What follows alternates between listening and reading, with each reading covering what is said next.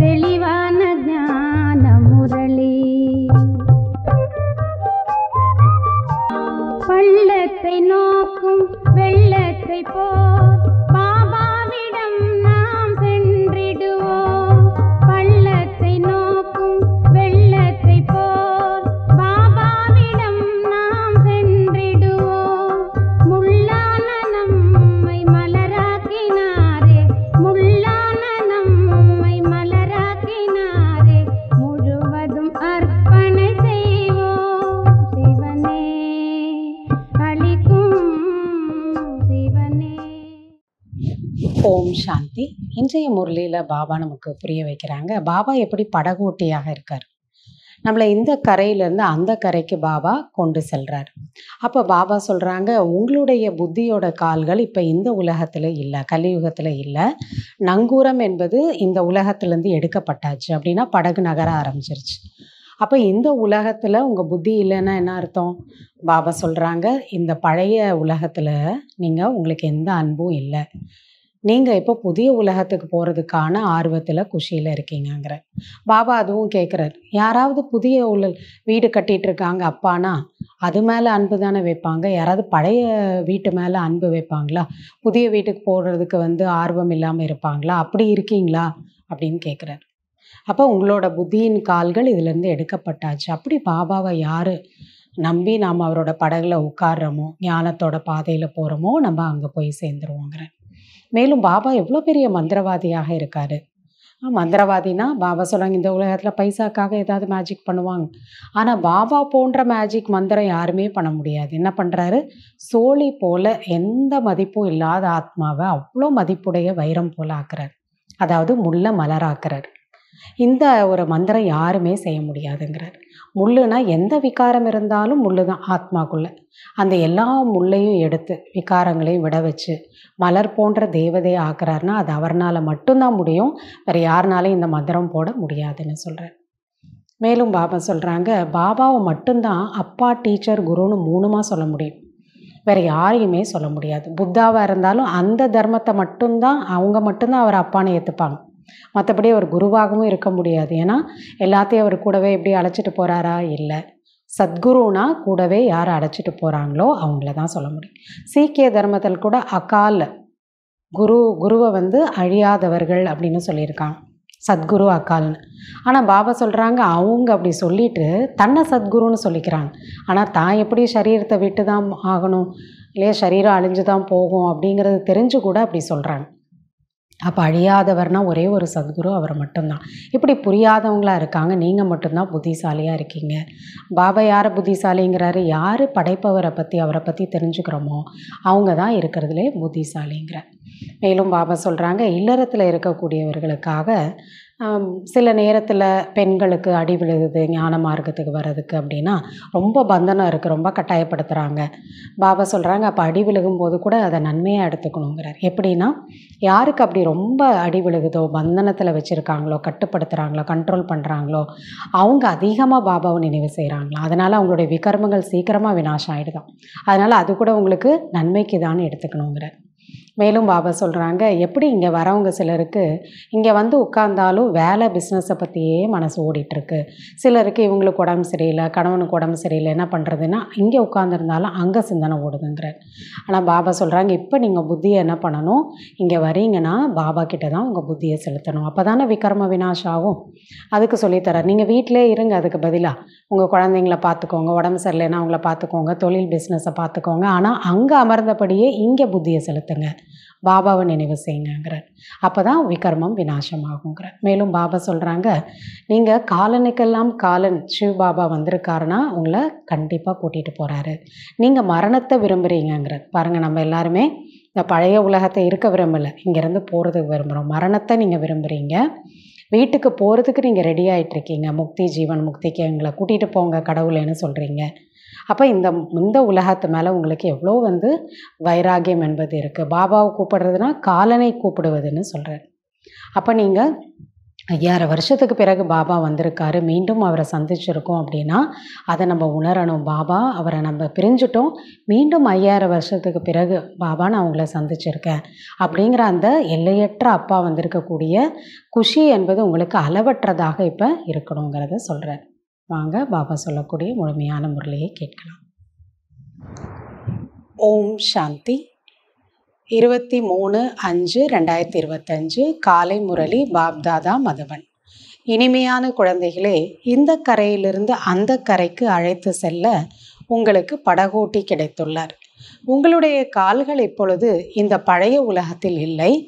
உங்களுடைய நங்கூரம் எடுக்கப்பட்டு விட்டது. கேள்வி: மந்திரவாதியான பாபாவின் அதிசயமான மந்திரம் என்ன? அதை வேறு யாருமே செய்ய முடியாது. பதில்: சோழிக்கு சமமான ஆத்மாவை வைரத்திற்கு சமமாக மாற்றுவது, தோட்டக்காரனாக இருந்து முட்களை மலராக ஆக்கிவிடுவது, இது மிகவும் அதிசயமான மந்திரமாகும். இதை ஒரு மந்திரவாதியான பாபா மட்டும்தான் செய்கின்றார், வேறு யாருமே இல்லை. மனிதர்கள் பணம் சம்பாதிப்பதற்காக மட்டுமே மந்திரவாதி என்று சொல்லிக்கொள்கிறார்கள்.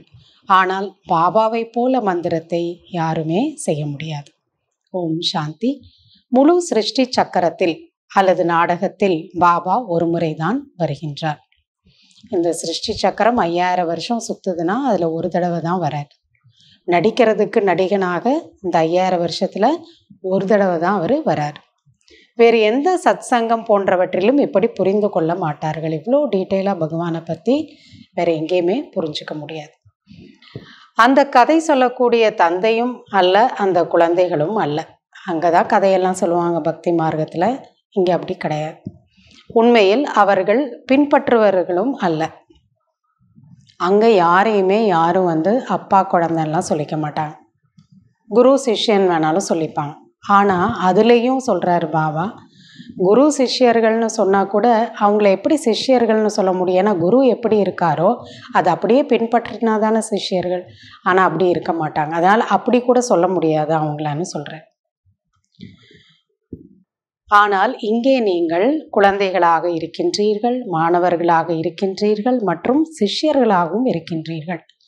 ஆனால் இங்கே நீங்கள் அப்பா மற்றும் குழந்தை, ஸ்டூடெண்ட்டாகவும் இருக்கும். ஏன்னா அவர் டீச்சராக இருந்து சொல்லிக் கொடுக்குறார். குருவாக இருக்கார். அதை நம்ம அப்படியே கேட்டு ஃபாலோ பண்ணுறதுனால நம்மளை சிஷ்யர்கள்னு சொல்லலாம். பாபா குழந்தைகளை தன்னோடு அழைத்து செல்கிறார். குருனா என்ன பண்ணணும்? கூடவே அழைத்து செல்லணும்.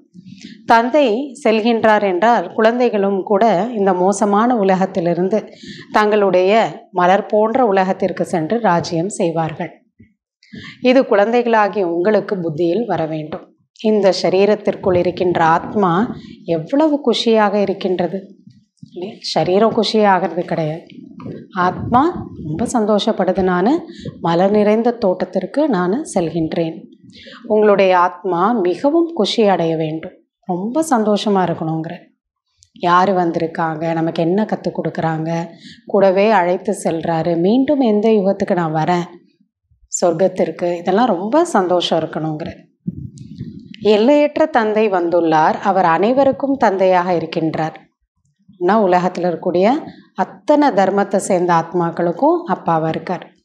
இந்த புரிதலும் குழந்தைகளாகிய உங்களுக்கு மட்டும்தான் இருக்கின்றது. இல்லைன்னா எல்லாரும் அப்பானா தனித்தனியாக ஒவ்வொரு தர்மத்திற்கும் ஒவ்வொரு பிதாவை சொல்கிறாங்க. மற்றபடி முழு உலகத்தில் இருக்கக்கூடியவர்கள் புரியாதவர்களாகவே இருக்கிறார்கள். ராவணன் உங்களை எவ்வளவு முட்டாளாக ஆக்கிவிட்டார், இதெல்லாம் பாபா கூறுகின்றார். பாபா புத்திசாலியாக மாற்றுகின்றார். அப்போ புத்திசாலினா யார்? அவரை புரிஞ்சுக்கிட்டவங்க தான் புத்திசாலி. முழு உலகத்தின் மீது ராஜ்யம் செய்ய தகுதியாக அந்த அளவிற்கு புத்திசாலியாக மாற்றுகின்றார். புத்திசாலினா எந்த அளவுக்கு புத்திசாலி? முழு உலகத்தையும் ராஜ்யம் செய்கிற அளவுக்கு புத்திசாலி ஆக்குறார். இந்த மாணவ வாழ்க்கை கூட பகவான் படிப்பிக்கும் போது ஒரு முறை தான் இதெல்லாம் நடக்கிறது. இது உங்களுடைய புத்தியில் இருக்கின்றது. ஒரு தடவை தான் சொல்லி தருவார் டீச்சராக இருந்து. மற்றபடி யார் தங்களுடைய வேலை தொழில் இதெல்லாம் மாட்டிக்கொண்டிருக்கிறார்களோ அவர்களுக்கு ஒரு பொழுதும் பகவான் படிப்பிக்கின்றார் என்பதெல்லாம் புத்தியில் வர முடியாது. தன்னோட வேலையே பார்த்துட்டு இருக்காங்க, பணம் சம்பாதிக்கிறதே நோக்கமாக இருக்காங்கன்னா இதை கேட்டால் கூட பகவான் கற்றுக் கொடுக்குறாருங்கிறதெல்லாம் அவங்களுக்கு புரியாது. அவர்களுக்கு தங்களுடைய தொழில் போன்றவை தான் நினைவு வரும். அடுத்தடுத்து நாம் இன்னும் நிறையா தொழிலை அதிகப்படுத்தணும், இன்னும் விஸ்தாரமாக்கணும், இன்னும் அடுத்த மாதம் இதை விட அதிகமாக லாபம் சம்பாதிக்கணும், இதெல்லாம் தான் அவங்களுக்கு இருக்கும். எனவே பகவான் நமக்கு கற்பிக்கின்றார். இது குழந்தைகளாகிய நீங்கள் தெரிந்திருக்கும் போது எவ்வளவு மகிழ்ச்சி என்பது உங்களுக்கு இருக்க வேண்டும். மற்றவர்கள் அனைவரும் ஒரு பைசாவிற்கும் தகுதி இல்லாத குழந்தைகளாக இருக்கின்றனர். நீங்கள் பகவானுடைய குழந்தைகளாக இருக்கின்றீர்கள். எனவே குழந்தைகளாகிய உங்களுக்கு அளவற்ற குஷி இருக்க வேண்டும். எவ்வளவு எல்லையற்ற ஆஸ்தி அவர்கிட்ட அடையிறோம். சிலர் மிகவும் மகிழ்ச்சியாக இருக்கிறார்கள். சிலர் பாபா எங்களுக்கு முரளி நன்றாக புரிந்து கொள்ள முடிவதில்லை என்று சொல்கிறார்கள். அந்த அளவுக்கு நான் கேட்டாலும் அந்த குஷி வரமாட்டேங்குது. அப்போ நம்ம முரளியை கேட்டுட்டு அந்த குஷி இல்லை, ஆன்மீக போதை இல்லை, எந்த ஒரு பிராப்தியும் இல்லை. கேட்குறோம், ஆனால் மனநிலை அதே போல இருக்குது. திரும்ப வீட்டுக்கு போய்ட்றோம். அப்படின்னா என்ன அர்த்தம்? சரியாக புரிஞ்சுக்க முடியலன்னு அர்த்தம். சிலர் அப்படியும் இருக்காங்க. அட முரளி என்ன கஷ்டமானதா பாபா கேட்குறாங்க. இது என்ன ரொம்ப கஷ்டமான விஷயமா? அந்த ஃபிசிக்ஸ் கெமிஸ்ட்ரியெல்லாம் தான் கஷ்டப்படணும், இதுன்னு அவ்வளோ கஷ்டமா? பக்தியில் சாது சன்னியாசிகளிடம் சென்று நாங்கள் ஈஸ்வரனை எப்படி அடைவது என்று கேட்பதைப் போல இருக்கிறது. அங்கே போயிட்டு கேட்டுட்ருக்கிற மாதிரி புரியலன்னா இங்கேயும் அதே கேள்வியை கேட்பாங்க. ஆனால் அவர்களெல்லாம் தெரிந்திருக்கவில்லை. அவங்களுக்கு யாருக்குமே தெரியாது, போய் கேட்டாலும் அவங்க சொல்ல முடியாது. பகவானை நினைவு செய்யுங்கள் என்று மட்டும் விரலால் சமிகை காட்டுவார்கள். எல்லா தர்மத்தை சேர்ந்தவங்களும் கடவுளை நினைங்க மேலே இருக்காரு என்ன பண்ணுவாங்க, இப்படி ஒரு கை காட்டிடுவாங்க. கிரைஸ்டோட கையும் அப்படி இருக்கும், குருநானக்கோட கையும் அப்படி இருக்கும், புத்தாவோட கையும் இருக்கும், அப்படி காட்டுறாங்க. அவ்வளவுதான், குஷி அடைந்து விடுகிறார்கள். அவர் யார் என்பதை உலகத்தில் யாருமே தெரிந்திருக்கவில்லை. தங்களுடைய தந்தையை பற்றி யாருமே தெரிந்திருக்கவில்லை. அவங்கவுங்களுக்கு அப்பாவை பற்றி, அவங்களோட அப்பாவை பற்றியே தெரியல. இந்த நாடகமே அப்படி தான் உருவாக்கப்பட்டுள்ளது. 2500 வருஷம் இப்படி தான் இருப்பாங்க. ட்ராமா அப்படி தான் இருக்கு. மறந்து விடுகிறார்கள். உங்களிடம் கூட அனைவரும் பாபா மற்றும் படைப்பை தெரிந்திருக்கவில்லை. உங்களுக்குள்ள கூட எல்லாருக்குமே பாபா, ஈஸ்வர், அவர் அந்த படைப்பு சிருஷ்டி எப்படி சுற்றிட்டு இருக்குங்கிறத எல்லாரும் அந்த அளவுக்கு சரியாக புரிஞ்சுக்கிறது இல்லைன்னு சொல்கிறார். சில நேரங்களில் அந்த போதை இல்லாதபடி அவர்களுடைய நடத்தை இருக்கின்றது. கேட்கவே கேட்காதீர்கள். ஆன்மீக போதை இருந்தால் அவங்களுடைய பேச்சு, வார்த்தை, நடவடிக்கையெல்லாம் வேறு மாதிரி இருக்கும். அந்த ஆன்மீக போதை இறங்கிடுச்சுன்னா பழைய மாதிரி ஆகிடுவாங்க. அப்படி தான் நிறைய பேர் இருக்கிறாங்கங்கிற. இப்பொழுது குழந்தைகளாகிய உங்களுடைய கால்கள் பழைய உலகத்தில் இல்லாதது போல இருக்கின்றது. இப்போ நீங்கள் கலியுகத்தில் கிடையாது. முக்கியமான விஷயம் நம்ம என்ன ஞாபகம் வச்சுக்கணும், நான் சங்கம யுகத்தில் இருக்கேன். இது புத்தியில் இருக்கணும் நமக்கு. கலியுகத்திலிருந்து இப்பொழுது கால்கள் உயர்த்தப்பட்டு விட்டன என்பதை நீங்கள் தெரிந்துள்ளீர்கள். இதிலிருந்து நம்ம புத்திங்கிற காலை எடுத்தாச்சு. இந்த உலகம் எப்படிப்பட்டது, இதிலிருந்து நமக்கு எதுவுமே வேண்டாம். கப்பலின் நங்கூரம் எடுக்கப்பட்டுள்ளது. கப்பல் கரையில் இருக்குன்னா அந்த நங்கூரம் போட்டிருப்பாங்க. அந்த நங்கூரத்தை எடுத்துட்டா கரையை விட்டு அது நகர ஆரம்பிச்சிடும். அதே போல தான் கலியுகத்திலேருந்து உங்கள் புத்திங்கிற நங்கூரத்தை நீங்கள் என்ன பண்ணிட்டீங்க, எடுத்துட்டீங்கிற. இப்பொழுது நாம் சென்று கொண்டு இருக்கிறோம். நகர ஆரம்பிச்சாச்சு. கலியுகத்திலிருந்து சொர்க்கத்தை நோக்கி, அதாவது சத்யுகத்தை நோக்கி. பாபா நம்மை எங்கே அழைத்து செல்வார் என்பதெல்லாம் புத்தியில் இருக்கிறது. ஏனென்றால் பாபா படகோட்டியாகவும் இருக்கின்றார், தோட்டக்காரராகவும் இருக்கின்றார். அவரை நம்பி நம்ம படகுல உட்காந்துட்டோன்னா அந்த கரையில் கொண்டு போய் பத்திரமா நம்மளை சேர்த்துருவார். முட்களை மலராகவும் மாற்றுகின்றார். முள்ளுனா எந்த விகாரம் ஒன்று இருந்தாலும் சரி, நம்ம முள், காமம், கோபம், ஆசை, பற்று, அகங்காரம், எல்லாமே முள்ளு தான். அது எல்லாமே இல்லாத மலராக நம்மளை ஆக்குறார். அவரை போல முட்களை மலராக ஆக்கக்கூடிய தோட்டக்காரர்கள் வேறு யாருமே இல்லை. வேறு யாருமே இந்த மந்திரத்தை செய்ய முடியாது. இந்த மந்திரம் குறைந்ததா என்ன? முள்ளாக இருக்கக்கூடிய ஆத்மாவை, மனிதர்களை மலரா, தேவதைகளா மாற்றுறது சாதாரண விஷயமா?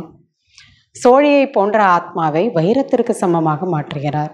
எந்த மதிப்பும் இல்லாதவங்கள எவ்வளோ உயர்ந்தவர்களாக மாற்றுறார். இன்றைக்கு நிறைய மந்திரவாதிகள்லாம் இருக்கிறார்கள். ஏமாற்றுக்காரர்களான உலகமாகும். ஏமாத்துறாங்க மந்திரம்லாம் பண்ணி பைசா சம்பாதிக்கிறதுக்கு. பாபா சத்குருவாக இருக்கின்றார். சத்குரு அழிவற்றவர் என்றும் சொல்கிறார்கள். மிகவும் ஈடுபாட்டோடு சொல்கிறார்கள் இல்லையா? சத்குருனாலே அவர் அழியாதவன்கிறார். எப்போதும் தாங்களாகவே சத்குரு ஒருவர் தான் என்று சொல்கிறார்களோ அனைவருக்கும் சத்கதியை அளிக்கக்கூடிய வள்ளல் ஒருவர் தான். பிறகு தங்களை ஏன் குரு என்று சொல்லிக்கொள்ள வேண்டும்? சத்குருன்னா அழியாதவருங்கிறாங்க. ஆனால் தன்னை சத்குருன்னு சொல்லிக்கிறாங்க. அப்போ தனக்கு அழிவே இல்லாமல் இருக்க முடியுமா? இல்லை, சரீரத்தை விட்டு தானே ஆகணும். அழியாதவர்னா அவர் ஒருத்தர் மட்டும். அப்புறம் எப்படி தன்னை குருன்னு சொல்லிக்கிறாங்க, சத்குருன்னு சொல்லிக்கிறாங்கங்கிற பாபா. பிறகு தங்களை ஏன் குரு என்று சொல்லிக்கொள்ள வேண்டும்? அவர்களுக்கு எதையுமே புரிந்து கொள்வதில்லை. அப்போ தன்னைத்தானே சத்குருன்னு சொல்லிக்கிறாங்க. ஆனால் அழியாதவர் சத்குருன்னு அவரை பற்றி புகழும் சொல்கிறாங்க. இப்போ எதுவுமே புரிஞ்சுக்காமல் இருக்காங்க.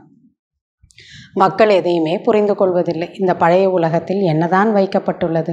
தந்தை புதிய வீட்டை உருவாக்கி கொண்டிருக்கின்றார் என்று குழந்தைகளுக்கு தெரிகின்றது என்றால், புதிய வீட்டை வெறுப்பவர்கள் மற்றும் பழைய வீட்டின் மீது அன்பு வைப்பவர்களாக யார் இருக்க முடியும்? இல்லையா? புது வீடு அப்பா கட்டித்தராருன்னா யாராவது புது வீட்டை வெறுப்பாங்களா? பழைய வீட்டை தான் வெறுக்க ஆரம்பிப்பாங்க. வெறுக்கிறதுனா என்ன, எப்படா இதை விட்டு போவோம், புது வீட்டுக்கு போகலாம் அப்படின்னு தான் நினைப்பாங்க. அதை விட்டுட்டு யாராவது பழைய வீட்டை பிடிச்சிக்கிட்டு அன்பாக வச்சுக்கிட்டு புது வீட்டை யாராவது நான் வேண்டான்னு சொல்லுவாங்களா? ஸோ நம்ம அப்படி இருக்கான்னு பார்க்குறாரு பாபா. நீங்கள் அப்படி இருக்கீங்களா? அப்படி கதையை ஓடிட்டுருக்கான்னு கேட்குறாரு. இந்த பழைய உலகத்துலேருந்து நம்ம புத்தியோட நங்கூரம் எடுக்கப்பட்டாச்சா? புதிய உலகத்துக்கு போகிறதுக்கான அன்பு நமக்கு இருக்கா? புத்தியில் புதிய வீடு தானே நினைவிருக்க வேண்டும். நீங்கள் எல்லையற்ற தந்தையின் குழந்தைகளாக ஆகியிருக்கிறீர்கள் என்றால் பாபா நமக்காக புதிய உலகத்தை உருவாக்கி கொண்டிருக்கின்றார் என்பது உங்களுக்கு நினைவில் இருக்க வேண்டும். நாம் அந்த உலகத்திற்கு செல்கின்றோம். அந்த புதிய உலகத்திற்கு நிறைய பெயர்கள் வைத்திருக்கின்றனர். ஒவ்வொரு புதிய உலகம்னா சத்தியுகத்து, ஒவ்வொரு தர்மத்திலையும் அதுக்கு ஒவ்வொரு பேர் வச்சுருக்காங்க. சத்யுகம், ஹெவன், பாரடைஸ், வைகுண்டம், இல்லையா, ஜன்னத், இப்படி ஒவ்வொரு தர்மத்திலையும் வச்சுருக்காங்க. உங்களுடைய புத்தி இப்பொழுது பழைய உலகத்திலிருந்து நீங்கிவிட்டது. ஏனென்றால் பழைய உலகத்தில் துக்கமே துக்கம்தான் இருக்கிறது. எங்கே திரும்பி பார்த்தாலும் உடல், மனசு, மனிதர்கள், பணம் எது இருந்தாலும் எல்லாத்தினாலேயும் நமக்கு துக்கம்தான். இதனுடைய பெயரே நரகம், முட்களின் காடு, மோசமான நரகம். அதனால்தான் கம்சபுரி, அசுரர்கள் வாழக்கூடிய இடம்ங்கிறார். இப்படியெல்லாம் தான் சொல்லப்படுது. இதனுடைய அர்த்தத்தை கூட யாரும் தெரிந்திருக்கவில்லை, இல்லையா? ஏன் இப்படியெல்லாம் சொல்கிறாங்க? இந்த உலகத்தை நரகம்னு சொல்கிறாங்க.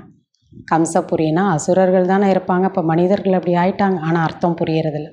கல் புத்தியாக இருக்கிறார்கள். பாரதத்தின் நிலை என்னவாக ஆகிவிட்டது பாருங்கள். சொர்க்கமாக இருந்தது எப்படி ஆயிடுச்சு? இந்த சமயத்தில் அனைவரும் கல் புத்தி உடையவர்கள் தான் பாபா கூறுகிறார். சத்தியுகத்தில் அனைவரும் தங்க புத்தி உடையவர்கள். எப்படி ராஜா ராணியோ அப்படி பிரஜைகளும். அங்கே எல்லாருமே தங்க புத்தி, இங்கே எல்லாருமே கல் புத்தி. இங்கே இருப்பதோ பிரஜைகளின் மீது பிரஜைகளினுடைய ராஜ்யம். ஆகையால் அனைவருடைய தபால் தலையும், அதாவது ஸ்டாம்பு, இங்கே உருவாக்கி கொண்டே இருக்கிறார்கள். உயர்ந்ததிலும் உயர்ந்தவர் பாபா என்பது குழந்தைகளாகி உங்களுடைய புத்தியில் நினைவிருக்க வேண்டும். அவரை தான் நினைக்கணும். எந்த ஒரு மனிதனையும் எந்த ஒரு குருவையும் இங்கே நம்ம நினைக்க வேண்டிய அவசியம் இல்லை. பிறகு இரண்டாவதாக உயர்ந்தவர் யார்? அவருக்கு அப்புறம் யார்? சிவபாபாக்கு அப்புறம் பிரம்மா, விஷ்ணு, சங்கருக்கு எந்த உயர்வும் இல்லை. சங்கருக்கு கூட ஆடை போன்றவைகளை எப்படி உருவாக்கி விட்டார்கள் இல்லையா? அவருக்கு கூட எப்படியெல்லாம் சொல்லிட்டாங்க. பாபா சொல்வார், இந்த சிருஷ்டியில் லக்ஷ்மி நாராயண் தான் அவருக்கு அப்புறம் ரொம்ப உயர்ந்தவர்கள். இந்த சங்கர்னு ஒருத்தர் கிடையாது. ஆனால் அவரை அரை நிர்வாணமாக காட்டியிருக்கிறாங்க. புலித்தோல்லாம் போட்டிருக்கிற மாதிரியெல்லாம் காட்டிட்டாங்க. அவர் பாங்க் என்ற அந்த ஒரு போதையான ஒரு விஷயத்தை அவர் குடிக்கின்றார். ஊமத்தை அதை சாப்பிடுகின்றார். ஊமத்தை பூம்பறாங்க, அதுவும் ஒரு போதைக்கான ஒரு வஸ்து தான். அப்படியெல்லாம் அவரை பற்றி சொல்லிவிட்டார்கள். எவ்வளோ அவமரியாதை செய்து விட்டார்கள் சங்கரனை கூட. இந்த விஷயங்கள் எல்லாம் நடப்பதே இல்லை. தங்களுடைய தர்மத்தையே மறந்தவர்களாக இருக்கிறார்கள். சங்கரனா யார்? அவர் தலையில் கங்கையை காமிச்சிருக்காங்க, 2வது ஒய்ஃப்னு சொல்லிட்டாங்க. அவர் இந்த மாதிரி மது போதையெல்லாம் குடிப்பாருன்னு சொல்லிட்டாங்க. எவ்வளோலாம் அவமரியாதை பண்ணிட்டாங்க. தங்களுடைய தேவதைகளை என்னென்னலாம் சொல்லி கொண்டிருக்கிறார்கள். அவங்கள தேவ ஆத்மான்னு சொல்லிட்டு அவங்கள பற்றி எவ்வளோ மோசமாக சொல்கிறாங்க, எவ்வளவு அவமரியாதை செய்கிறார்கள். ஆகையினால்தான் பாபா கூறுகின்றார், என்னையும் அவமரியாதை செய்வதோடு சங்கரர் பிரம்மாவிற்கும் கூட அவமரியாதை செய்கிறார்கள். விஷ்ணுவிற்கு அவமரியாதை நடப்பதில்லை. பிரம்மாவையும் அவ்வளோ கஷ்டப்படுத்தினாங்க. உண்மையில் மறைமுகமாக அவருக்கும் செய்கிறார்கள். ஏனென்றால் விஷ்ணு தான் ராதாகிருஷ்ணர். கிருஷ்ணர் சிறிய குழந்தை எனும்போது மகாத்மாக்களை விட உயர்ந்தவர் என்று பாடப்படுகிறது. அந்த விஷ்ணுவுக்கு என்ன பண்ணிட்டாங்க, 4 கையெல்லாம் காமிச்சிருக்கிறாங்க. அவர் தான் கிருஷ்ணனாகவும் இருந்திருக்காரு. அதை பற்றியும் அவங்களுக்கு தெரியல. இந்த பிரம்மா கடைசியில் சந்நியாசம் செய்கின்றார். அவர் சிறிய குழந்தையாக தூய்மையாகவே இருக்கின்றார். பாவம் போன்ற எதையுமே அவர் தெரிந்திருக்கவில்லை. அதாவது பிரம்மா அவர் தான் சந்நியாசம் பண்ணுறார், கடைசி பிறவியில் சந்நியாசம் பண்ணுறார். ஸ்ரீகிருஷ்ணர் எப்பயுமே அவர் சின்ன குழந்தை தான், அவர் எப்பயுமே தூய்மையாக தான் இருக்கிறார். ஆனால் அந்த கிருஷ்ணனை கூட என்ன பண்ணிட்டாங்க, அவருக்கு 16,108 இளவரசிகள் இருந்தாங்க, அவர் வெண்ணையை திருடினார். அப்போ அவரை பற்றி என்னெல்லாம் சொல்கிறாங்களோ, இகழ்கிறாங்களோ, நிந்தனை பண்ணுறாங்களோ, அதெல்லாம் யாருக்கு சொன்னதாக அர்த்தம்? விஷ்ணுக்கும் சொன்னதாக அர்த்தம். அப்போ மறைமுகமாக கிருஷ்ணனை சொல்கிறது விஷ்ணுக்கு சொன்ன மாதிரி தான். பாபா சொல்கிறாங்க தான், எனவே உயர்ந்ததிலும் உயர்ந்தவர் சிவ பாபா இருந்தாலும் பிரஜாபிதா பிரம்மா எங்கே இருக்க வேண்டும்? அவரை பிரஜாபிதா பிரம்மா இங்கே தானே இருக்கணும். அவரையும் கொண்டு போய் மேலே காட்டிட்டாங்க. அவர்களுக்கு இதெல்லாம் தெரிவதே இல்லை. பிரஜாபிதா பிரம்மாவை ஷரீரம் இருக்கக்கூடியவராக காட்டிவிட்டார்கள். அவருக்கு சூக்ஷ்ம சரீரம் அப்படிலாம் காட்டிட்டாங்க. அஜ்மீரில் அவருடைய கோயிலெல்லாம் இருக்கிறது. பிரம்மாவிற்கு தாடி மீசையெல்லாம் வைத்து காட்டுகிறார்கள். சங்கர் அல்லது விஷ்ணுவிற்கு அப்படி காட்டுவது இல்லை. ஏன்னா பிரம்மாவுக்கு உடலும் இருக்குது. சூக்ஷ்ம உடல் மட்டும் கிடையாது, ஸ்தூலமாக பிரஜாபிதா பிரம்மா இங்கே தான் இருந்தார். அவருக்கு தாடி மீசையெல்லாம் இருந்தது, ஏன்னா அவர் கலியுகவாசி. ஆனால் சங்கர் விஷ்ணுவுக்கு அதெல்லாம் அவங்க காமிக்கிறதில்ல. எனவே இதெல்லாம் புரிந்து கொள்ள வேண்டிய விஷயமாகும். கலியுகத்தில் தான் தாடி மீசையெல்லாம் இருக்கும் இல்லையா, விஷ்ணுக்கெல்லாம் இருக்க முடியாது. சத்தியுகத்தில் யாருக்கும் இருக்காது. இந்த சமயத்தில் பிரம்மாவிற்கு எவ்வளவு குழந்தைகள் இருக்கிறார்கள்? பிரஜாபிதா பிரம்மா குமாரிகள் இவ்வளவு பேர் இருக்கிறார்கள். இதெல்லாம் எழுதப்பட்டு இருக்கிறது. இதையெல்லாம் கண்டிப்பாக பிரஜாபிதா பிரம்மா என்றால் அவருக்கு இவ்வளவு குழந்தைகள் இருப்பார்கள் அல்லவா? உயிருள்ளவராக இருக்கின்றார் என்றால் கண்டிப்பாக ஏதாவது செய்து கொண்டிருப்பார். பிரம்மா இங்கே தான் இருக்கார், அவருடைய நடிப்பு இங்கே தான் சாக்கார உலகத்தில் இருக்குது அப்படின்னா அங்கே மேலே ஒன்றும் செய்ய முடியாது. இப்போ இங்கே இருக்காருன்னா அவர் ஏதாவது நடிக்கணும் இல்லையா, அவருடைய காரியம் ஏதாவது இருக்கணும் தானே. பிரஜாபிதா பிரம்மா குழந்தைகளை மட்டும் உருவாக்குகிறாரா அல்லது வேறு எதையாவது செய்கிறாரா? ஆதிதேவன் பிரம்மா, ஆதிதேவி சரஸ்வதி என்று சொல்கிறார்கள். ஆனால் அவர்களுடைய நடிப்பு என்ன என்பது யாருக்கும் தெரிவதில்லை.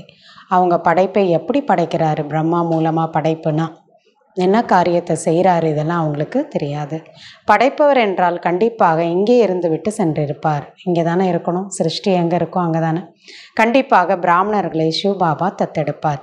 இல்லை என்றால் பிரம்மா எங்கிருந்து வந்தார்? பிரம்மா வரணும்னா சிவபாபா வரணும், சிவபாபா வந்தால் தான் பிரம்மா. இவையெல்லாம் புதிய விஷயங்களாக இருக்கின்றதல்லவா. எதுவரை பாபா வரவில்லையோ அதுவரை யாரும் இதை பற்றியெல்லாம் தெரிந்து கொள்ள முடியாது. அவரே சொன்னாதான் தெரிஞ்சும். யாருக்கு என்ன நடிப்போ அதை நடிக்கிறார்கள். புத்தர் என்ன நடிப்பை நடித்தார், எப்போது வந்தார், என்ன செய்தார் என்பதை யாரும் தெரிந்திருக்கவில்லை. நீங்கள் இப்பொழுது தெரிந்துள்ளீர்கள். அவங்கவுங்களோட பாட்டை அவங்கவுங்க நடிக்கிறாங்க, அவங்கவுங்க தர்மத்தை படைக்கிறாங்க. அவர் குருவாக இருக்கின்றார், டீச்சராக இருக்கின்றார், தந்தையாக இருக்கின்றாரா? யார்? புத்தா. அப்படி இல்லை. அவர் எப்படி எல்லாத்துக்கும் அப்பா ஆக முடியும்? புத்த தர்மத்துக்கு மட்டும்தான் அவங்க தான் ஏற்றுப்பாங்க. சக்தியை அவர் அனைவருக்கும் கொடுக்க முடியாது. அவர் தன்னுடைய தர்மத்தை மட்டும்தான் படைப்பவராக இருக்கின்றார், குருவாகவும் இருப்பது கிடையாது. பாபா குழந்தைகளை படைக்கின்றார், பிறகு படிப்பிக்கின்றார். தந்தை, டீச்சர், குரு மூன்றுமாகவும் இருக்கிறார். வேறு எந்த தர்ம பிதாவையும் புத்தாவோ கிரைஸ்டோ யாரையுமே 3 ரோலும் நடிக்கிறவங்களாம் சொல்ல முடியாது. அப்பா, டீச்சர், குருன்னு சொல்ல முடியாது.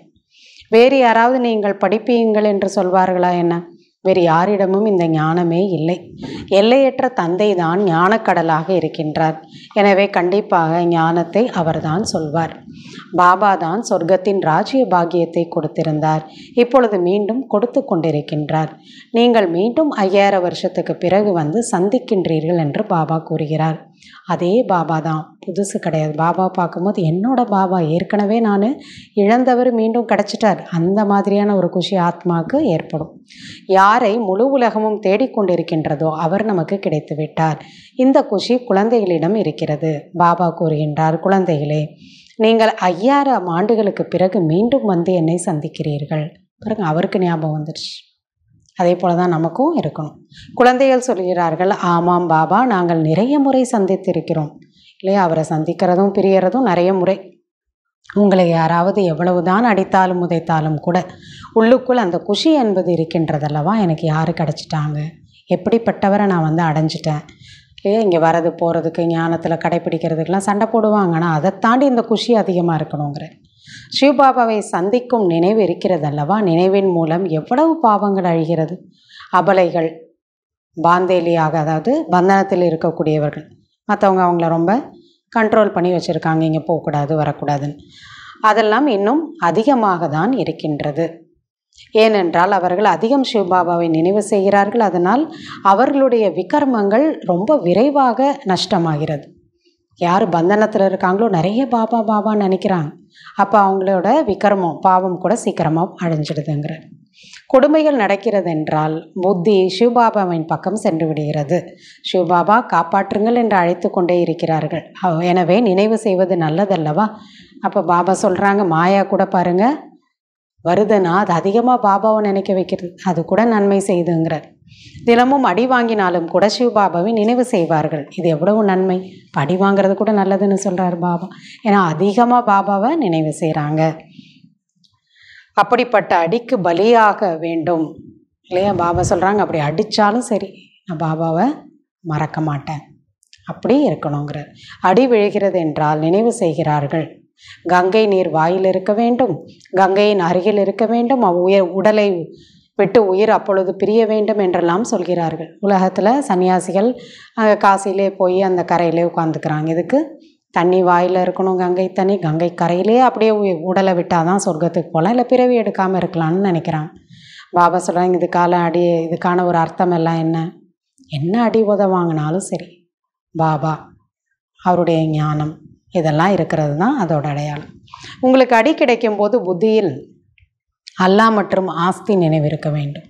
எந்த தர்மத்தை சேர்ந்தவங்களாக இருந்தாலும் சரிங்கிறார். அவ்வளவுதான், இதுதான் நீங்கள் செய்யணுங்கிறார். தந்தை என்று சொல்வதன் மூலம் ஆஸ்தி கண்டிப்பாக நினைவிற்கு வரும். தந்தை என்று சொன்னவுடன் ஆஸ்தி நினைவுக்கு வராதவர்கள் யாருமே இருக்க மாட்டாங்க. அப்பானா சொத்து. தந்தையின் கூடவே சொத்து கண்டிப்பாக நினைவிற்கு வரும் அல்லவா. உங்களுக்குள் கூட சிவபாபாவின் கூடவே ஆஸ்தி கண்டிப்பாக நினைவு வரும். அவர்கள் உங்களை விஷத்திற்காக, விகாரத்திற்காக அடி கொடுத்து சிவபாபாவை நினைவூட்டுகிறார்கள். அடிக்கும்போது நினச்சிக்குவாங்க, என்னை எதுக்கு அடிக்கிறாங்க, பாபாவை நினைவுபடுத்துறதுக்காக, சொர்க்கத்திற்கு நான் போகிறதுக்காக. நீங்கள் பாபாவிடமிருந்து ஆஸ்தியை அடைகிறீர்கள். பாவம் என்பது அழிந்து விடுகிறது. இந்த அளவுக்கு நன்மை தான் எனக்கு ஏற்பட்டுருக்குன்னு அடி வாங்கும்போது கூட நினைங்கன்னு சொல்கிறேன். இப்போ இது கூட நாடகத்தில் ஒரு மறைமுகமான நன்மையாகும். எப்படி சண்டை நன்மை செய்கிறது என்று இருக்கிறதோ அதுபோல் இந்த அடி கூட நல்லதாக தான் இருக்கிறது. எப்படி போர் சண்டை கூட அது கல்யாணக்காரி, அதே போல் தான் வீட்டில் பிரச்சனை சண்டை வருதுன்னா அதுவும் ஒரு நன்மை செய்யக்கூடியது தான் பாபா புரிய வைக்கிறார். இன்றைக்கு குழந்தைகளுடைய கண்காட்சி மேலாவில் சேவையின் வேகம் இருக்கிறது. புதிய உலகத்தை ஸ்தாபனை செய்யக்கூடிய கண்காட்சியின் கூடவே கேட்வே டு ஹெவன் என்று எழுதுங்கள், சொர்க்கத்திற்கான வாசல். 2 வாக்கியங்களும் இருக்க வேண்டும். புதிய உலகம் எப்படி ஸ்தாபனை ஆகிறது என்பதின் கண்காட்சி இருக்கின்றதென்றால் மனிதர்கள் அதை கேட்டு குஷி அடைவார்கள். புதிய உலகம் எப்படி ஸ்தாபனை ஆகிறது என்பதற்காக இந்த சித்திரங்கள்லாம் இருக்கின்றது. வந்து பாருங்கள். Gateway to heaven, gateway to new world, இப்படியெல்லாம் நீங்கள் புதிய உலகத்திற்கான நுழைவாயில். இந்த வாக்கியமெல்லாம் ரொம்ப கரெக்டாக இருக்குங்கிறார். இந்த சண்டையின் மூலம் கேட்டு திறக்கிறது. போர் மூலமாக இல்லையா சொர்க்கத்துக்கு போகிற கேட்டு திறக்குது. பகவான் வந்தார் என்று கீதையிலும் இருக்கிறது. வந்து ராஜயோகத்தை கற்றுக் கொடுத்தார், மனிதனிலிருந்து தேவதையாக மாற்றினார் என்பது கண்டிப்பாக புதிய உலகத்தின் ஸ்தாபனை என்பது நடந்திருக்கும். மனிதர்கள் சந்திரனுக்கு போக எவ்வளவு முயற்சி செய்கிறார்கள். இப்பெல்லாம் போயிட்டு தங்கிட்டு வராங்க. எங்கு பார்த்தாலும் நிலத்தை தான் பார்க்கிறார்கள். வேற என்ன இருக்குவாங்க? மனிதர்கள் யாருமே தென்படவில்லை என்று மட்டுமே சொல்கிறார்கள்.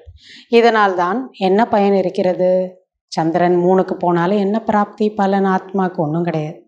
இப்பொழுது நீங்கள் உண்மையான அமைதியில் இருக்கிறீர்கள் அல்லவா, அஷரீரியாக ஆகின்றீர்கள். அது அமைதியான உலகமாகும். நீங்கள் அதையும் தாண்டி போகிறீங்க, 3ஐயும் தாண்டி அமைதியாக இருக்கீங்க, சரீரம் இல்லாத அஷரீரியாக இருக்கீங்க. நீங்கள் மரணத்தை விரும்புகிறீர்கள். பாபா எவ்வளோ பெரிய விஷயம் சொல்கிறார். நீங்கள் மரணத்தை விரும்புகிறீங்க, இந்த உலகம் வேண்டாம். சரீரத்தை விட்டுவிட விரும்புகிறீர்கள், இந்த உடலை விட்டு எப்போ போவோம்னு நீங்கள் விரும்புகிறீங்க. பாபாவை கூட மரணத்திற்காகவே அழைக்கிறீர்கள், வந்து தங்களோடு முக்தி ஜீவன் முக்தி அழைத்து செல்லுங்கள் என்று. கடவுளே வாங்க கூடவே கூட்டிகிட்டு போங்கன்னு சொல்கிறோம்.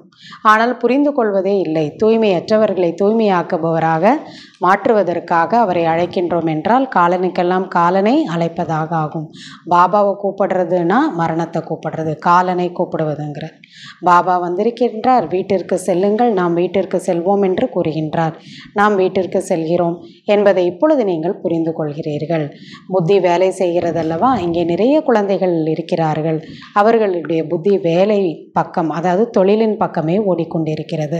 சில பேர் பிஸ்னஸ் பண்ணுறவங்களுக்கு இங்கே வந்து ஞானத்தை கேட்டாலும் வீட்டுக்கு போகணும் பரம்தாம் ஞாபகம் வரதில்லை. இன்னும் பிஸ்னஸ் பண்ணணும், அதிகப்படுத்தணும், பணம் சம்பாதிக்கணும், அப்படி அது மேலே தான் புத்தி போதுங்கிற. இன்னார் நோயிட்டிருக்கின்றார், என்னவாக இருக்கும்? அநேக விதமான எண்ணங்கள் வந்து கொண்டு இருக்கிறது. இவருக்கு உடம்பு சரியில்லையே, என்ன இருக்குமோ, எப்படி இருக்காங்களோ, இப்படி தான் பாபாவை தவிர மற்ற எண்ணங்கள்லாம் ஓடுது. நீங்கள் இங்கே அமர்ந்துள்ளீர்கள். ஆத்மாவின் புத்தி பாபா மற்றும் ஆஸ்தியின் பக்கம் இருக்க வேண்டும். இப்போ பாபா நமக்கு அட்டென்ஷன் கொடுக்குறாரு. இங்கே வரீங்கன்னா தொழில், வேலை, மனிதர்கள் இதெல்லாம் மறந்துடுங்க. பாபா மற்றும் ஆஸ்தியின் பக்கம்தான் உங்களுக்கு ஞாபகம் இருக்கும். ஆத்மா தான் நினைவு செய்கிறதல்லவா? யாருடைய குழந்தையாவது லண்டனில் இருக்கிறார் என்று வைத்து கொள்ளுங்கள். அவருக்கு உடம்பு சரியில்லை என்ற செய்தி வருகிறது. அவ்வளவுதான், புத்தி அங்கே சென்றுவிடும். எங்கே இருக்கோங்கிறது முக்கியம் இல்லை. அங்கே இருந்தாலும் வேற பக்கம் புத்தியை எடுத்து சொல்ல முடியும். எப்படி நம்ம இந்த பாரதத்தில் இருக்கோம், பையன் லண்டனில் இருக்கார், உடம்பு சரியில்லைன்னு உடனே புத்தி ஃபுல்லாக லண்டனில் தான் இருக்கும் இல்லையா? அப்போ நம்ம எங்கே செலுத்துகிறோமோ அங்கே புத்தி போயிடும். பிறகு ஞானம் புத்தியில் இருக்காது. இங்கே அமர்ந்திருந்தாலும் புத்தியில் அவருடைய நினைவு தான் வந்து கொண்டே இருக்கும். யாருடைய கணவராவது உடம்பு சரியில்லை என்றால் மனைவியின் எண்ணம் மேல் கீழாக ஆகிவிடும். புத்தி போகிறது அல்லவா? கணவனுக்கு உடம்பு சரியில்லைன்னா அவங்களே தான் நினச்சிட்டு இருப்பாங்க, ஞானம் உள்ளே போகிறதில்லை. எனவே நீங்களும் இங்கு அமர்ந்து கொண்டே அனைத்தையும் செய்து கொண்டே சிவபாபாவை நினைவு செய்து கொண்டே இருக்க வேண்டும். அதே போல தான் நாங்கள் குடும்பத்தில் இருக்கோம், எப்படி பாபாவை நினைக்கிறது? எங்களுக்கு ரொம்ப கஷ்டம், இப்படிலாம் நீங்கள் சொல்ல முடியாதுங்கிற. நீங்கள் எங்கே இருந்தாலும் சரி உங்களுடைய குடும்ப பொறுப்புகளை செய்யுங்க. அங்கே இருந்துக்கிட்டே எல்லாம் செய்துக்கிட்டே சிவபாபாவை உங்களால் நினைக்க முடியும். எப்படி? இங்கே இருந்துக்கிட்டு லண்டனில் இருக்கிறவங்களையும் இல்லை கணவனுக்கு உடம்பு சரியில்லைன்னா அதே புத்தியில் ஓடுதோ, அதே போல் வீட்டில் இருந்தாலும் புத்தி பாபா கிட்டே ஓடணுங்கிற. அப்போதும் கூட ஆஹா சௌபாகியம். அதனால் நீங்கள் வீட்டில் இருந்தாலும் பரவாயில்ல, அங்கே இருங்க, பொறுப்புகளை செய்யுங்க, பாபாவை நினைங்க. எப்படி அவர்கள் கணவனை அல்லது குருவை நினைவு செய்கிறார்கள், அதுபோல் நீங்கள் பாபாவை நினைவு செய்யுங்கள். எங்கே இருந்தாலும் புத்தி அவங்கக்கிட்ட போயிடுது. அதுபோல் தான் நீங்கள் பாபாவை நினைங்க. பாபா இது இல்லற மார்க்கத்தில் இருக்கவங்களுக்காக சொல்கிறாங்க. நீங்கள் தங்களுடைய ஒரு நிமிடத்தை கூட வீணாக்கக்கூடாது. எந்த அளவிற்கு பாபாவை நினைவு செய்வீர்களோ சேவையிலும் பாபா தான் நினைவிற்கு வருவார். என்னுடைய பக்தர்களுக்கு புரிய வையுங்கள் என்று பாபா கூறுகிறார். சிவன் கோயிலுக்கு போங்க, புரிய வைங்க. இதை யார் சொன்னது? சிவபாபா. கிருஷ்ணருடைய பக்தர்கள் என்ன புரிய வைப்பீர்கள் அவங்களுக்கு? கிருஷ்ணர் புதிய உலகத்தை ஸ்தாபனை செய்து கொண்டிருக்கிறார் என்று அவர்களுக்கு சொல்லுங்கள், ஏற்றுக்கொள்வார்கள். அப்படி சொன்னீங்கன்னா தான் ஏற்றுப்பாங்கங்கிறார். படைப்பவர் இறை தந்தை, கிருஷ்ணர் படைப்பதில்லை. பரம்பிதா பரமாத்மா தான் பழைய உலகத்தை புதியதாக மாற்றிக்கொண்டிருக்கிறார். இதை ஏற்றுக்கொள்ளவும் செய்வார்கள். புதியதிலிருந்து பழையது, பழையதிலிருந்து புதியதாக ஆகின்றது. கல்பத்தின் காலத்தை கூட அதிகமாக ஆக்கிவிட்டதால் மனிதர்கள் காரிருளில் இருக்கிறார்கள். இன்னும் லட்சக்கணக்கான வருஷம் கலியுகம் ஓடுங்கிறாங்க. இப்பொழுது உள்ளங்கையில் சொர்க்கம் இருக்கிறது, பக்கத்தில் இருக்கு. நான் உங்களை அந்த சொர்க்கத்திற்கு எஜமானர்களாக மாற்ற வந்துள்ளேன் என்று பாபா கூறுகின்றார். நீங்கள் அப்படி ஆவீர்கள் தானே? நம்மக்கிட்ட கேட்குறார். நீங்கள் அப்படி ஆவீங்க தானே? சொர்க்கத்துக்கு போவீங்க தானே? ஸோ கேட்டுட்டு பாபா என்ன சொல்கிறாரு? நீங்கள் ஏன் ஆக மாட்டீங்க? நீங்கள் தானே ஆவீங்க. அச்சா, என்ன நினைவு செய்யுங்கள், தூய்மையாக ஆகுங்கள். நினைவின் மூலம்தான் உங்கள் பாவங்கள் அழியும். விகர்மங்களின் சுமை ஆத்மாவில் நிறைய இருக்கிறது, சரீரத்தில் இல்லை என்பதை குழந்தைகள் நீங்கள் தெரிந்துள்ளீர்கள். உடலில் பாவங்கள்லாம் கிடையாது. அவங்க அப்படி புரிஞ்சுக்கிட்டு தான் போய் கங்கையில் குளிக்கிறாங்க. ஒருவேளை சரீரத்தில் பாவ சுமை இருந்தால் சரீரத்தை எரிக்கும் போது அதனுடன் பாவங்களும் எரிந்து விட வேண்டும். அடுத்த பிறவியில் போய் அப்பயே கஷ்டத்தை அனுபவிக்கிறாங்க, உடம்பு சரியில்லாமல் போகுது, இல்லை பிஸ்னஸ் நஷ்டமாகுது. ஆத்மா அழிவற்றதாக இருக்கிறது, அதில் தான் துரு ஏறுகிறது. அதை நீக்குவதற்கு பாபா யுக்தியை கூறுகின்றார். என்னை நினைவு செய்யுங்கள். தூய்மையற்ற நிலையிலிருந்து தூய்மையாக ஆகுவதற்கான யுக்தியை எவ்வளவு நன்றாக பாபா புரிய வைக்கிறார். கோயில் கட்டக்கூடியவர்கள், சிவனுடைய பூஜை செய்பவர்கள் கூட பக்தர்கள் தான். பூஜாரியை ஒரு பொழுதும் பூஜிக்கத்தக்கவர் என்று சொல்ல முடியாது. இல்லை, யாரெல்லாம் சிவனோட கோயில் கட்டுறாங்களோ, பூஜை செய்கிறாங்களோ அவங்களும் பூஜாரி தான். அவங்கள நம்ம பகவான்னு சொல்லிட முடியாது. அச்சா, இனிமேலும் இனிமையான காணாமல் போய் கண்டெடுக்கப்பட்ட செல்ல குழந்தைகளுக்கு தாயும் தந்தையுமான பாப் தாதாவின் அன்பு நினைவுகள் மற்றும் காலை வணக்கம். ஆன்மீக குழந்தைகளுக்கு ஆன்மீக தந்தையின் நமஸ்காரம், ஆன்மீக தந்தைக்கு ஆன்மீக குழந்தைகளின் நமஸ்காரம். தாரணைக்கான முக்கிய சாரம். முதலாவது பாயிண்ட், யாரை முழு உலகமும் தேடிக்கொண்டிருக்கின்றதோ அந்த தந்தை நமக்கு கிடைத்து விட்டார் என்ற குஷியில் இருக்க வேண்டும். நினைவின் மூலம்தான் பாவங்கள் அழிகிறது. ஆகையால் எந்த சூழ்நிலையிலும் தந்தை மற்றும் ஆஸ்தியை நினைவு செய்ய வேண்டும். ஒரு நிமிடம் கூட தங்களுடைய நேரத்தை வீணாக்க கூடாது. இரண்டாவது பாயிண்ட், இந்த பழைய உலகத்திலிருந்து புத்தியின் நங்கூரத்தை எடுத்து விட வேண்டும். தந்தை நமக்காக புதிய வீட்டை உருவாக்கி கொண்டிருக்கிறார். இது மோசமான நரகமாகும், கம்சபுரியாகும். நாம் வைகுண்டபுரிக்கு செல்கின்றோம். இந்த நினைவில் எப்பொழுதும் இருக்க வேண்டும். வரதானம், பலவிதமான மார்க்கத்தின் சேவை மூலமாக உலக மாற்றத்தின் காரியத்தை செய்யக்கூடிய உண்மையான சேவாதாரி ஆக வேண்டும். விஹங்க மார்க்கத்திற்கான சேவை, பல வர்க்கத்தை சேர்ந்தவர்களினுடைய சேவை. அதற்காக அவங்களுக்கெல்லாம் சேவை செய்வதற்காக குழுவில் ஞானமும் யோகமும் இந்த விஷயங்களில் சமநிலை தேவை. உங்களுக்குள்ள இந்த ரெண்டும் பேலன்ஸ்டாக இருக்கணும். எவ்வாறு ஞானத்தின் மூலம் ஒரே நேரத்தில் அநேக ஆத்மாக்களுக்கு செய்தியை கொடுக்கிறீர்களோ அதே போல நினைவின் மூலம் கூட உயர்ந்த எண்ணங்களின் சக்தி இல்லையா, நினைவென்னா உயர்ந்த எண்ணங்களினுடைய சக்தி மூலம் தீவிர வேகத்தில் சேவை செய்யுங்கள். சிரேஷ்ட சங்கல்பங்களை செய்து சேவை பண்ணுங்க. ஏன்னா அதுவும் மற்ற ஆத்மாக்களுக்கு போய் சேருது. எப்படி வார்த்தை மற்றவங்களுக்கு போய் சேருதோ, அதனுடைய தாக்கத்தை ஏற்படுத்துதோ, அதை விட ஃபாஸ்ட்டாக சிரேஷ்டமான எண்ணங்களினுடைய தாக்கமும் சேவை பண்ணும். இதற்கான கண்டுபிடிப்பை செய்யுங்கள், ரிசர்ச் பண்ணுங்கள். அதோடு மட்டுமல்லாமல் குழுவாக திட எண்ணத்துடன் பழைய சம்ஸ்காரங்கள், சுபாவம், பழைய நடத்தை, அதை அனைத்தையும் யஜ்யத்தில் ஸ்வாகா செய்து விடுங்கள். ஸ்வாகான அர்ப்பணிச்சிருங்க. என்னெல்லாம் பழைய சுபாவ சம்ஸ்காரம் இருக்கும், அப்பொழுது உலக மாற்றத்திற்கான காரியத்தை செய்ய முடியும். அதாவது நீங்கள் வேள்வி முடிவு அடைய வைக்க முடியும். நீங்கள் நடத்தக்கூடிய யாகத்தை நீங்கள் முடிக்க முடியும்னு சொல்கிறேன். ஸ்லோகன், பாலகன் மற்றும் எஜமான், குழந்தை மற்றும் எஜமான் இதனுடைய சமநிலையுடன் திட்டங்களை நடைமுறைப்படுத்துங்கள். எந்த சேவை பண்ணாலும் சரி, எங்கே எல்லாரும் சொல்கிறத ஏற்றுக்கணுமோ குழந்தையாக ஏற்றுக்கணும், எங்கே தன்னுடைய கருத்தை சொல்லணுமோ எஜமானனாக சொல்லணும். இப்படி நீங்கள் சேவை செய்யும்போது இருங்கங்கிற அவ்யக்த சமிங்கை.